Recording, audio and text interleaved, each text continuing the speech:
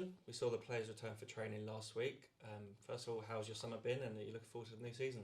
Yep, good summer, good break. Managed to get 7 days away on a nice relaxing holiday, but a busy period the off season, getting ready for obviously the new year.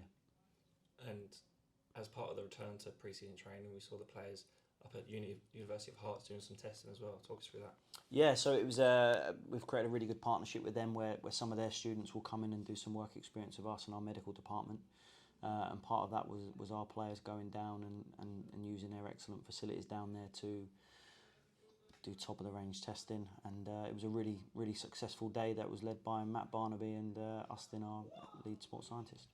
Must always be quite an exciting time pre-season in an academy setup. All those players going up a year and kind of integrating with their new age groups. Yeah, it's always a change, and the beauty of it sometimes is seeing the players that have been with us for a number of years and come all the way through. And a large part of our 16s cohort that have been here for a number of years have done that. So it was good to welcome them back. It's always nice to see the old first years go into second years and seeing how their off season's been. But they all reported back pretty fit, which was pleasing to hear. And then of course some of those second year scholars have now signed their pro deals. Most recently, Owen Cochrane just the other day. Yeah, delighted for Theo and Owen, the current third years now, and signing their first professionals. But obviously Riley signed his as well. It's just the next stage of their careers. It's they've got to work incredibly hard to prolong their career as long as they can, and I'm sure they'll have the mindsets and mentality to do that. And just because they signed their pro deal doesn't necessarily mean they're in the first team straight away. They're still around in this building, and they're looking to take any opportunity they can get. Yeah, I mean, the gaffer's always been really supportive. You saw that at the end of the season, obviously with McKees as well stepping up. So part of their next stage of their journey is to remain with us to create bespoke programs for any player signing a contract to go and maybe experience some senior football, be monitored on loan, reports going regularly to our first team staff. But by us providing that can hopefully give them more opportunities to play or train in and around the first team environment. And just in terms of your pre-season fixtures, when do your pre-season fixtures start, and who have you got coming up? Yep, so we start Saturday. We're playing our education development programme, which is based at Hertfordshire FA. So we'll start that off with a nice 45 minutes in their tank each, and then we'll go and play a number of Category 1, Category 2, and some really good non-league fixtures to get us ready for our first league campaign, which is set to start on the 5th of August.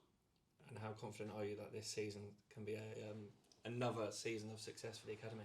Yeah, I'm really excited. You know, Ronnie's leading it with Nick Mountford. They had 6 months together from January, and they've really grown together as a pairing, along with integrating our current cohorts. What we did at the end of last year was our under 16 and 17s train together to give them a little bit more time to gel and work hard, and for Ronnie and Nick to set the standards, and that looked to have benefited towards the end of last year. So another exciting season ahead of us, hopefully.